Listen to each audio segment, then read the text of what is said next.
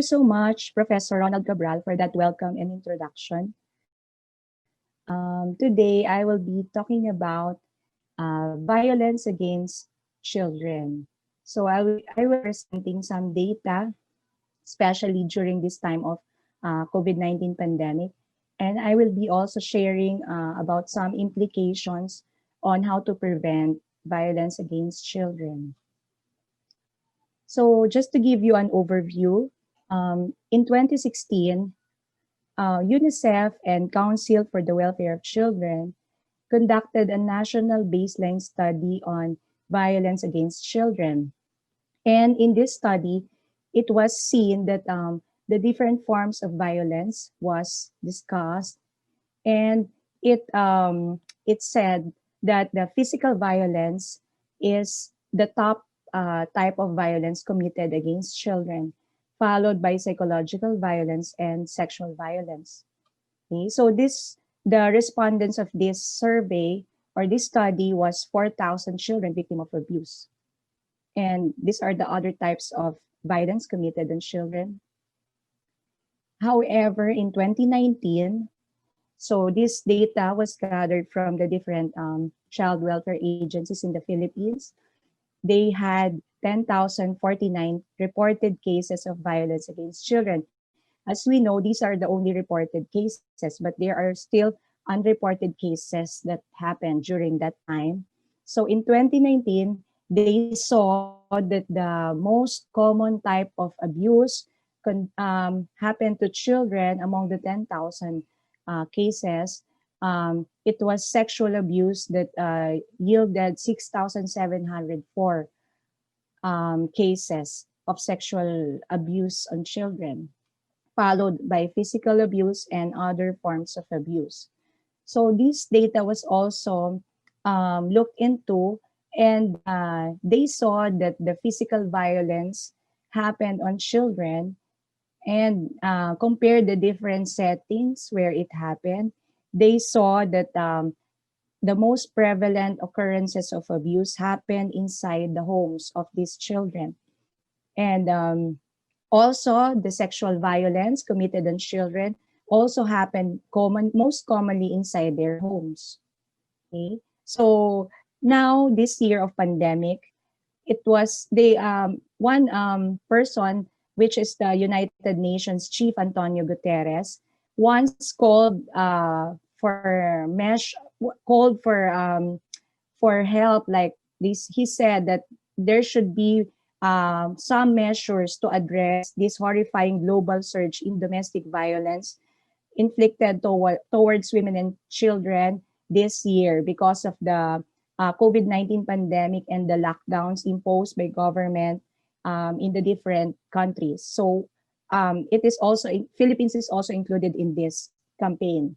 Okay, so why this happened? Like they say that this year during this time of pandemic, where violence inside the homes occurred more frequently than before. So as we look at the data here in the Philippines from the Women and Children Protection Unit, they look in the number of cases reported during this year from January to June. They saw that the reporting of cases lowered down during the time where the lockdown started in March and throughout the year. So also the data from Philippine National Police, it was also reflected that the number of reported cases lowered down from January to the time of lockdown in March, April, May, and June. So what does this say? Does it mean that because the reported number of cases lowered down, does it mean that the occurrences of abuse lowered also?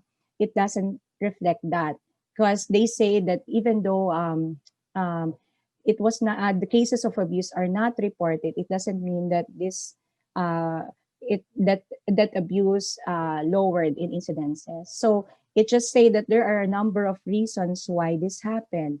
So because of this time, especially during the lockdown, where most people are confined inside their homes, they say that women and children have difficulty going reporting their cases to the authorities. As we know that during this time where most people or most families are together, including the perpetrators inside their homes, and that these women and children, like children, are mostly confined in in their houses. They cannot go out. They cannot report whatever is happening inside their house. So, and also they cannot go to school during this time, that they cannot also tell other people what's happening inside their homes.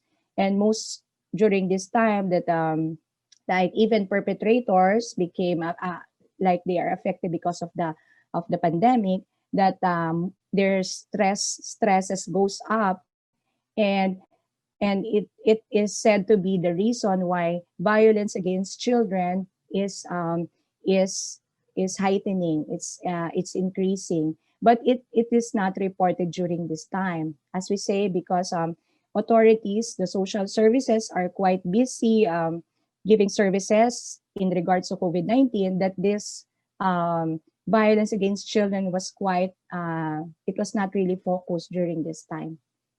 Okay. So as we also see, the during this months, past months, the the type of abuse that is mostly occurring is physical abuse rather than the sexual abuse. So it just shows that physical violence inside the homes is very rampant. Okay. So aside from that, there's also an increase in online sexual abuse and exploitation in children. Okay. As we know that children are mostly more exposed nowadays in the online platforms. So it is increasing by, like DOJ said, it's increased by 264%. Okay. So what are the different implications on prevention? So right now I will be discussing to you some things that are being done by government and non-government agencies to reduce this problem. Like we have the parenting education advocacies, which is being emphasized now to help families or parents in providing positive discipline to their children, even though it's very stressful. So also there are online advocacies being done nowadays for children to be safe in using the internet. So there are online platforms nowadays where children can view this or see videos about empowering children to prevent online sexual abuse and exploitation. And like what we do now, we have this community radio advocacies, because not all have access to internet and they don't have gadgets. So we use like we link with local government units to use their community radio and reach more people in our advocacies against child abuse. And also there are child abuse helpline and crisis centers are being advocated now, where so that people would know where to go if there are instances of abuse. Okay.